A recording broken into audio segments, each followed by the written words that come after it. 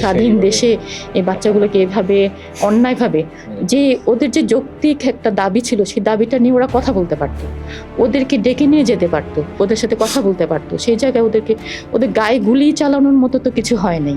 আপনাদেরও তো আসলে আন্দোলনে যাওয়ার কথা না, কিন্তু আপনাদের দুজনের আগে কেন মনে হলো যে আমার একটু যাওয়া দরকার আন্দোলনে?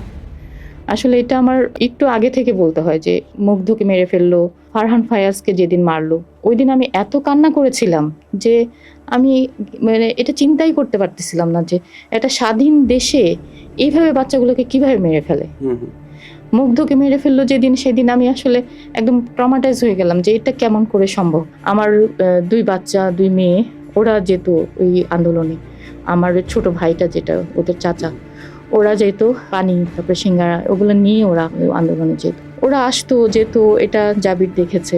আমার যে ছোট যা, ও যেত, ওদেরকে সাথে নিয়ে যেত আর কি। এইরকম একটা পরিবেশ ছিল আমাদের। সবসময় মোবাইলে দেখতেছি কি হচ্ছে, আমি রান্না করে কাজ করতেছি, দৌড়া দৌড়ে আমার মেয়ের কাছে যাচ্ছি, আম্মু এখন কি হচ্ছে।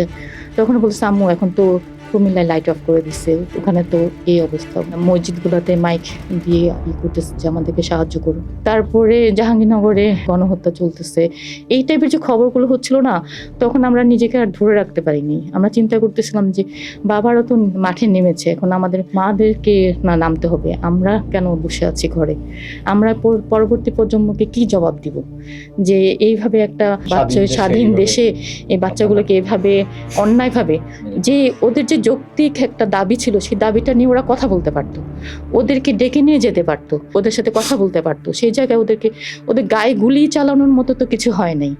এই বাচ্চাগুলোর তো এইভাবে মারা যাওয়ার কথা না।